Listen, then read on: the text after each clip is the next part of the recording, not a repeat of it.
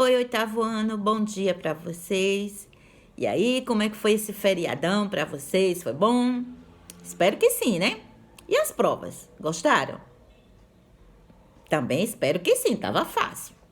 Mas vamos lá. A nossa aula de história hoje, nós vamos dar continuidade ao capítulo 9 que a gente começou, que foi a Europa no século XIX e o imperialismo. Falamos sobre a Revolução Burguesa, a Jornada Gloriosa, a Primavera dos Povos. Por exemplo, a Primavera dos Povos foi o quê?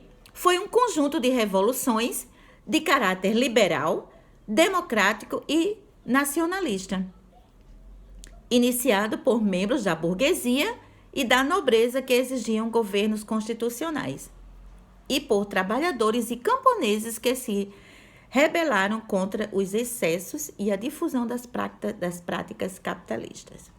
Aí agora nós vamos falar o seguinte, vamos falar sobre a Segunda República Francesa. Vamos lá. A Segunda República Francesa, ela teve seu governo formado inicialmente por republicanos liberais e um grupo minoritário que estava no cenário político mundial. Os socialistas, que eram eles. As medidas tomadas pelo governo foi o fim da pena de morte e o sufrágio universal masculino. Havia também pressão dos socialistas para a criação de oficinas nacionais, espécies de frentes de trabalho emergenciais mantidas pelo governo e também o aumento dos impostos para a burguesia. Claro que eles não queriam nada para ele, assim, que fosse render, que fosse tirar dinheiro deles, né? Obviamente, a burguesia se opôs a esse projeto.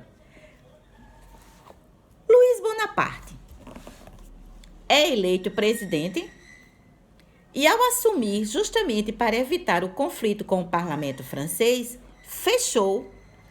adota a medida de exceção, aliás, para evitar o conflito com o parlamento francês, ele adota uma medida de exceção, ou seja, inicia uma ditadura.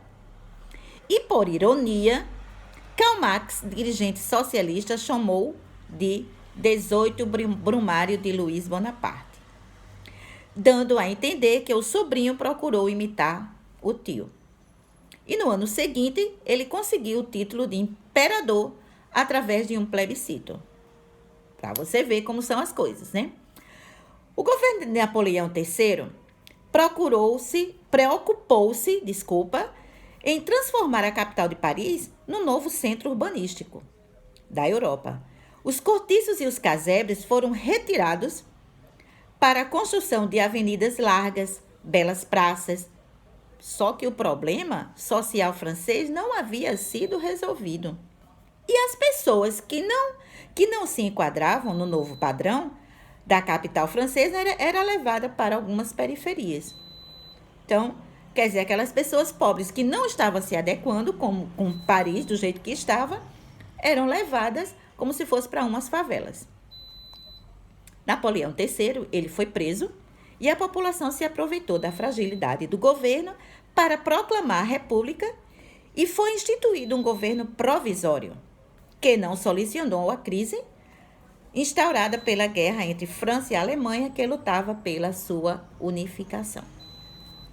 Na próxima aula, nós vamos dar continuidade sobre este assunto, tá bom? Tchau, tchau para vocês!